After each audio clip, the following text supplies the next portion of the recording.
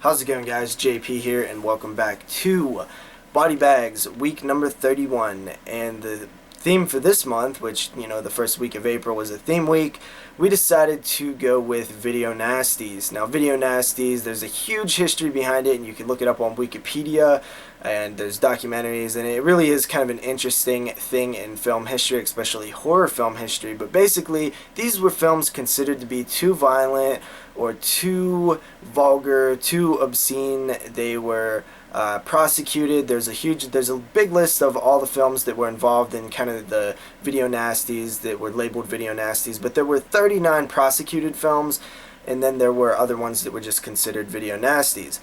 There's a whole history behind it. I highly recommend you check it out. It's pretty entertaining. But the film that I picked for my video nasty is one of the prosecuted films, and it is called Madhouse, from the year 1981, with the tagline of "Julia thinks she lives alone, she doesn't." Now, this film also goes under the title "And When She Was Bad." There was also another title, "There Was a Little Girl." There was also a few more titles, but I don't know them. This film follows a twin sister who is kind of like the good twin. She works with deaf children, trying to, teach them how to, understand sign language and trying to help them learn how to be able to understand people and communicate. And she also has she has a twin sister who is highly deformed and is crazy in a mental hospital, locked up somewhere.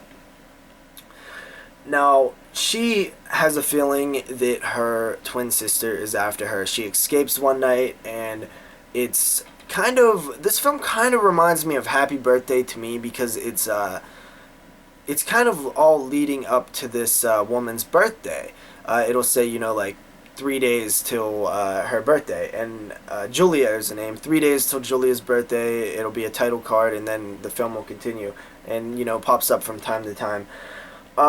There's also a group of characters around her. I believe a priest. She does run into a dog, and this dog is like a Rottweiler, and its face is almost kind of comical because it's in like a permanent growling face, and it just looks really funny. So this film is a bit slow. It's honestly, I was kind of bored through a lot of it until something happened. There was some, I wouldn't say it's good gore, but it's understandable, I guess.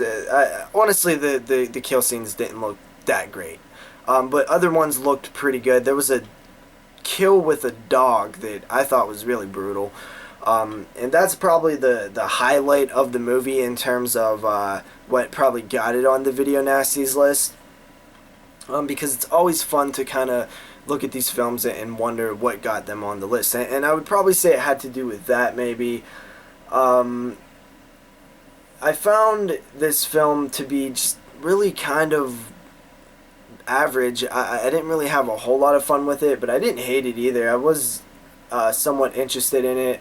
I found it really weird. There was one, because it's kind of set up like a slasher, there was one scene where it felt like it was a random person. It was kind of not a main character that was getting stalked by the, killer.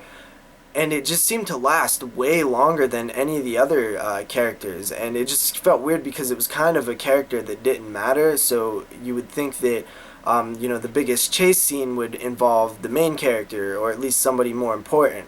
So that was just kind of threw me off a bit. I will say that some of the lighting and use of colors was really good. I really enjoyed that. There was some, good camera work and stuff that I really did appreciate in a film like this, because this film, you kind of would expect kind of the most amateurish type of cinematography and stuff, but definitely a good bit beyond that, I would say. So that was one good thing about it. Not terrible characters. That was another good thing. But overall, I just found this story to be it's kind of one of those overused stories where it doesn't feel like it really added anything to it. I did like the ending though, but it definitely felt familiar, to say the least. Yeah, that's, I don't want to go into it too much more. I don't really have a whole lot more else to say about it. I will just say that it was kind of above average, but barely. I give it a 5.5 out of 10. I just really wasn't that entertained by it. I was expecting to like it a little bit more than I actually did. But anyway, guys, that's my review for this week, and I'll see you guys next week. Peace.